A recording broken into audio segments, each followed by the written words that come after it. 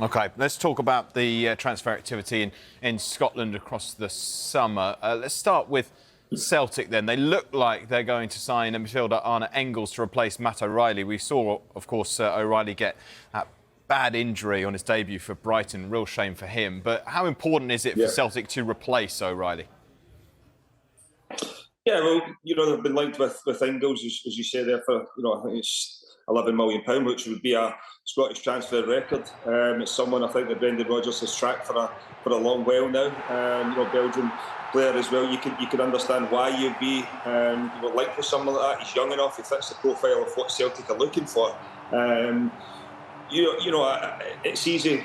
It's not easy to replace someone like Matt O'Reilly when you consider what you bought him for, and that's why he's moved to the English Premier League. And yes, as I said, it's hugely devastating news for Matt O'Reilly to start with, but also Brighton that he gets injured so quickly into his debut, which is a real shame for him. But Celtic, you say they'll move on, and Engels is the one they've wanted. They've been linked with a few other ones, but you'd expect the Engels one to get over the line because the fans are demanding that they spend some of that money. It's all well looking at a bank account and there's loads of money in there, but the fans are demanding that they get players in.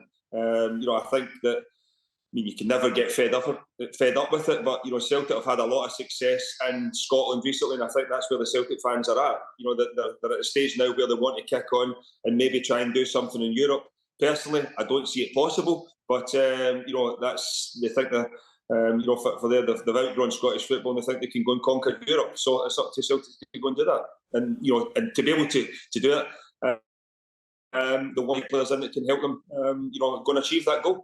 Yeah, and one player who they do look like they're going to be getting in is Austin Trusty from Sheffield United. Is that a particular area at centre-back that you felt they needed to strengthen heading into this new season, Boydie? Yeah, well, I think when Celtic, they've had a lot of good press and their transfer recruitment over a certain periods has been very good, but there's also been issues that it hasn't been, and I think last year when you go back to that central defence, the signings that they made up, and you can understand why they've now been linked with Trusty. Again, it's going to be £5-6 million is the fee. I think it's been. So it is somewhere looking at it. Cameron Carter-Vickers and Scales. I don't think any Celtic fan would have envisaged that Scales would have been the Celtic centre half this time last year, but he's came in and that's how well he's done. That he stayed in the team.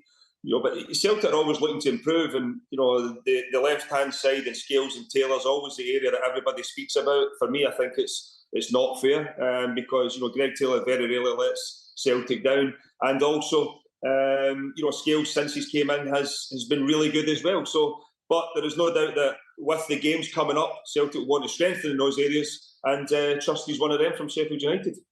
OK, let's talk Rangers then, Boydie. I won't keep you from talking them any longer. Reports indicate that they're in talks to sign Feyenoord defender Nerasho Kasanwerjo on a season-long loan and midfielder Nedim Bajrami from Sassuolo. So they could be busy today. How happy are you with business in general this summer?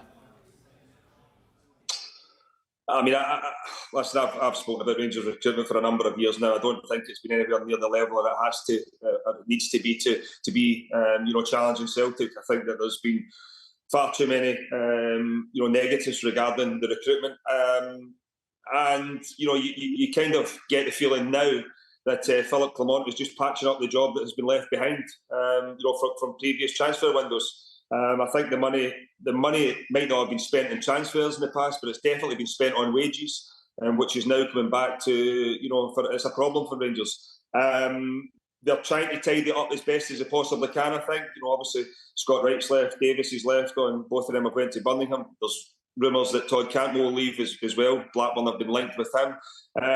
But, I think Rangers, over the piece, they're hoping to hit the jackpot, shall we say. They've been able to bring in Proper and Cherny. I'll add that I think that Cherny looks a decent signing, but when you go back to last year, the transfer window in the summer with Rangers wasn't good enough, and that's just been a knock-on effect from previous transfer windows. But Rangers are going to have to get it right. They're going to have to get players in that can help challenge Celtic.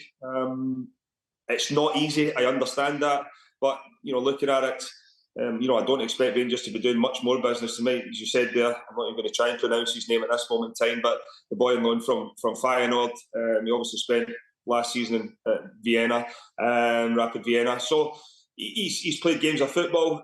Will he come in and make a difference? Time will tell. But I think the Rangers, it's more of a tidy up job right now, but Philip Clement has spoken about a project for Rangers Football Club. I don't think anybody in the past and the future can look at Rangers and think it is a project. You need to be winning games of football and winning trophies. Let's get back to Boyd. It's all happening, as you well know here, what it's like on deadline day. I was in shock there. Rob Dossett broke a story. He only usually talks about England. We'll pass that on to Rob Dorsett, Boydie. He's got a lot of news potentially today, and Rob Dorsett. We hope that's the first breaking news of many. Let's talk Old Firm on Sunday, because it is a huge game live on Sky Sports, of course, Boydie. And now, I don't want to put words in your mouth, but the way that you were speaking about Rangers' dealings there was 8 points that separate the sides last season. It didn't look like you were full of hope, or sound like you were full of hope for this one. Can you see Rangers doing anything? It's going to be very difficult, and I think that Celtic have had the upper hand in this fixture in recent times.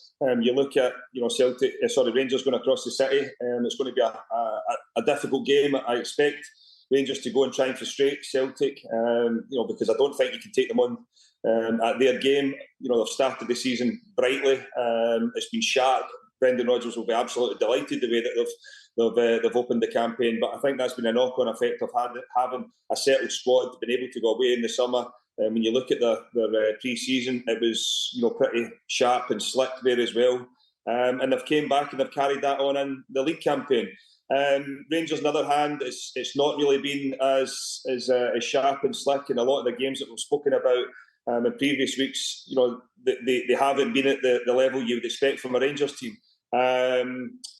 Last time out, obviously smashed 6 goals past Ross County. So Rangers there's a little bit of confidence probably flowing through the squad now, but it's going to be a total different game come the weekend. But as I said, I expect Rangers to go across the city and try and frustrate Celtic the best they can, and maybe try and hit in the counter-attack. And if that's the way they can go about it and try and get a result, it's for me, as I said, I don't think you can go toe-to-toe with Celtic at this moment in time, because Rangers are not at that level on the pitch.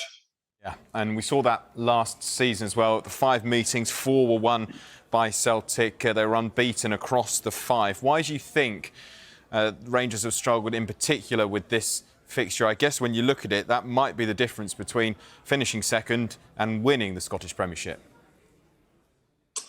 I think that, first and foremost, when you look at Celtic, they've got, Kyogo at the top end of the pitch as a threat. Adam Idah came on loan last year and they've signed him. When you go back to the Scottish Cup final, I didn't really see much between the two teams, but Adam Idah was able to fire that goal in right at the very end as well, which won Celtic the Scottish Cup.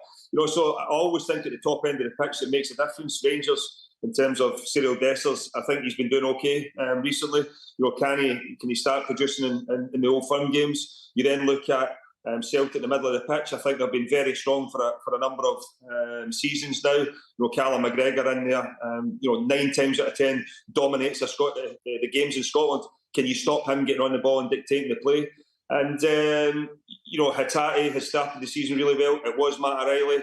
Bernardo's came in, who's obviously found the back of the net in Old Firm games as well. So Celtic have got players that have been over the course and distance. Rangers, when you look back last season, they've lost players that have been in, the battle with Rangers for a number of years with Celtic. Can that be a good thing? Yes, because you don't have the scars of previous games. But I think from Rangers' point of view, they're going to have to start getting results in this fixture if they're going to get back to winning trophies, because, as I said, the Scottish Cup final, but also the league was a big thing for Rangers. You kind of got the feeling last year, got themselves into a position and kind of threw it away and obviously defeated. Okay, Boydie, thank you very much. Deadline day here today and the Old Firm on Sunday. This is how you can watch it on Sky Sports Football, Sunday, 11:30 a.m. Don't miss it.